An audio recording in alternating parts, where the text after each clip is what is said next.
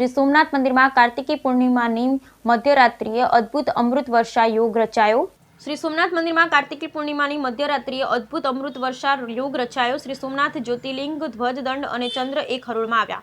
વર્ષમાં માત્ર એક વખત કાર્તિકી પૂર્ણિમાની મધ્યરાત્રિએ થોડી મિનિટમાં સર્જાય છે સોમનાથ અમૃત વર્ષા સંયોગ। ચંદ્ર પોતાના નાથ સોમનાથ મહાદેવની પોતાની પ્રભા એટલે કે પ્રકાશથી કરે છે અભિષેક। આ સંયોગના દર્શન કરવા દેશ વિદેશના શ્રદ્ધાળુ પ્રતિવર્ષ સોમનાથ કરોડો ભક્તોની અખંડ આસ્થાના કેન્દ્ર એવા પ્રથમ જ્યોતિર્લિંગ શ્રી સોમનાથ મંદિર ખાતે પ્રતિવર્ષ કાર્તિકી પૂર્ણિમાની મધ્યરાત્રિના 12 કલાકે અદ્ભુત ખગોળીય સંયોગ રચાય છે, જેમાં વર્ષમાં માત્ર એક જ વખત ખાસ કાર્તિકી પૂર્ણિમાની રાત્રિએ ચંદ્રદેવ શ્રી સોમનાથ મંદિરના શિખર પરનું ત્રિશુલ ધ્વજદંડ અને શ્રી સોમનાથ જ્યોતિર્લિંગ એક જ ક્ષિતિજમાં આવે છે। માનવામાં આવે છે કે જે સ્થાન પર ચંદ્રદેવને ક્ષય રોગમાંથી શિવજીએ મુક્તિ આપી હતી તે જ સ્થાન પર શ્રી સોમનાથ મહાદેવને અભિષેક કરવા માટે પ્રતિ વર્ષે કાર્તિકી પૂર્ણિમાની રાત્રિએ ચંદ્ર પોતે પધારે છે। પોતાની પ્રભા એટલે કે પોતાની શીતળ ચાંદનીથી સોમનાથ મંદિરનો અભિષેક કરે છે। સોમનાથ મહાદેવ દૂર કરે છે અમૃત વર્ષા યોગના દર્શન કરવા દેશ વિદેશમાંથી શ્રદ્ધાળુ સોમનાથ પહોંચ્યા હતા। ભક્તોએ પોતાના અને પરિવારના કલ્યાણની સાથે વિશ્વના કલ્યાણની સોમનાથ મહાદેવની પ્રાર્થના કરી હતી। કાર્તિકી પૂર્ણિમાના આ અદ્ભુત સંયોગને અનુલક્ષી શ્રી સોમનાથ મંદિરના રાત્રિના 11 વાગે મહાપૂજા કરવામાં આવી, તેમજ પરંપરા અનુસાર મધ્યરાત્રિ 12 કલાકે સોમનાથ મહાદેવને મહાઆરતી કરવામાં આવી। દેશ વિદેશમાંથી આવનારા ભક્તોનો હર હર મહાદેવ જય સોમનાથના નાદ શ્રી સોમનાથ મંદિર પરિસર ગુંજી ઉઠ્યું હોવાની વિગત પત્રકાર સોની યોગેશ પ્રભુદાસ સતીકુંવર દ્વારા જણાવેલ। કાર્તિક પૂર્ણિમાનો મેળો એટલે આખા સૌરાષ્ટ્ર પંથકમાં જેની લોકો આતુરતાથી રાહ જોતા હોય છે એ મેળાને આજે 5મો દિવસ એટલે કે કાર્તિકી પૂનમ અને આજે એની પૂર્ણાહુતિ છે। ત્યારે ખાસ કરીને આજના દિવસે સોમનાથ મંદિર આમ તો 5 દિવસ રાત્રે 11 વાગ્યા સુધી દર્શનાર્થીઓ માટે ખુલ્લું રાખવામાં આવે છે।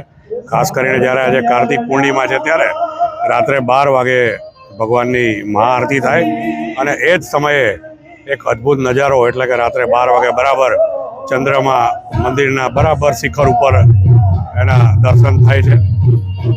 આજના દિવસે લગભગ આ 5 દિવસમાં 11 લાખથી વધારે લોકોએ અંદાજિત આ મેળાની મુલાકાત લીધી છે। મેળામાં આ વખતે સોમનાથ ટ્રસ્ટ અને જિલ્લા વહીવટીતંત્ર દ્વારા સુંદર એક સાંસ્કૃતિક કાર્યક્રમોનું આયોજન કરવામાં આવ્યું હતું, જેનો પણ લોકોએ મોટી સંખ્યામાં લાભ લીધો છે।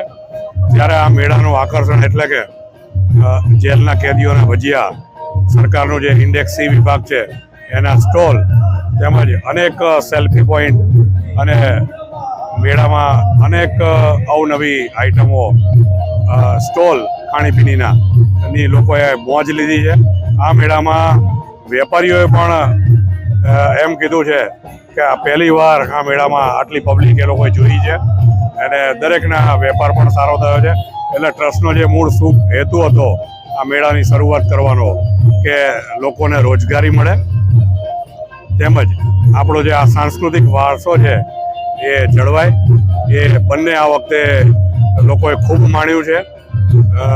સોમનાથ ટ્રસ્ટ દ્વારા આ 5 દિવસના મેળામાં સ્થાનિક જિલ્લા વહીવટીતંત્ર, પોલીસ વિભાગ તેમજ સ્થાનિક સેવા સદનનો જે સહયોગ રહ્યો છે એ બદલ શ્રી સોમનાથ ટ્રસ્ટ એમનો આભાર।